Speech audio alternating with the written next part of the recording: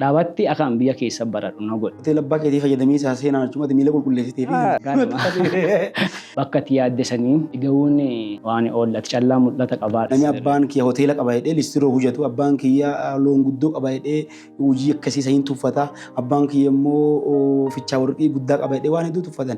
Financial freedom waan barbaaduu fi xiqqeenummaa kiyyaa jalqabe. Si warri bitatuun kaffaltan achi keessaayyuu baay'ee isaaf kaffalamee ba'a lafti immoo adduma san jirti eessa deeme.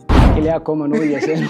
Obboleeyyan 27 moo akkas walakkaasaan keessaa dhaladhe. Ijoolleen kateeloo guyyoo jiru amma warri cinaa amma baanii akka keetti kan dhaabbate mataa fi dhaabbatanii imalanii irra hin jirani. Biyyanuu fuudhaa jira.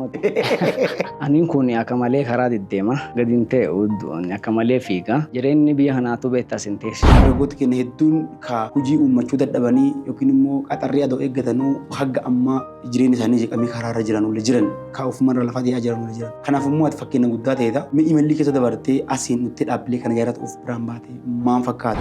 Ameerikaa keessatti faranjiin tokko dhufe ati gurraachaa miti biyya kee keessaa siin hin jedhu. Ati gurraachaa miti maan godha si dhutti siin hin jedhu. Gurraachummaa keetiin si kabaje biyya keetiin si kabaje si waliin jiraata. Maafi namichi ikoonoomii fi raan godhuu malee jireenya fi dhiibatu malee si akka namaatti si kabaje si waliin jiraata malee dhimma keetiin qabu. Biyya keenya keessatti dhabii waan jiruu fi faayidaarraa wal dhiibuun jirti gosaa wal qooduun jirti marti bu'aa dhabaate jechuudha. Kanaafuu diinii guddaan biyya kana wanni biyya kana keessa baduu qabu dhabaadhee amana. Watan qulluccii wayyaa addee guddoo ormaa diqqoo abbaa wayyaa jedha. Akaakoon kiyya. Digrii tokkoffaalee xumure maastersiilee xumure waaqedha amma yeroo diqqoon duuba PhD inka eebbifamu ta'etti. Barnoota guddaa kenna. Qormaata keessa doon dabarinni wanni tolee mul'ata takkaan qubaan jirtu. Warqiin amma gatii jabeettii tunitti gababbaatee gatii guddaan bitamiisaa fi qormaata bacaa keessa dabarte qotantee biyyee keessaa baatee gubattee gara sadarkaa maallaqaan bitamiisa maqaa guddaa horatiisaatti dhutti. Ilmi namaallee akkuma san bakka tokkoon bayisaa chaalenjiin bacaa isaa qunnamuu danda'a.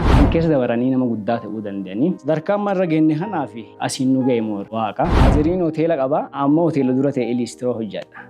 Laan jalqabaa magaalaa Finfinnee irraa gara Shaakkisoo adoo deemu jiru naannoo duukamii kana si'a uumaan na jalaa ka'e uumaan hin dho'e dho'eellee hanne irraa utaale waaqumaan nu gargaare balaa hamaa ture balaan sun fa'a akka malee ulfaata ture makinaan gara galtee si'a lama dhaabatte yeroo lama gara galtee dhaabatte Aamii waan tokko hin ta'e mataa hin hamboo waafanne wannicha imaajin gaaf gootu waa akka malee hamaati garuu gargaarsa waaqaati guyyaa keeti malee hin duutu.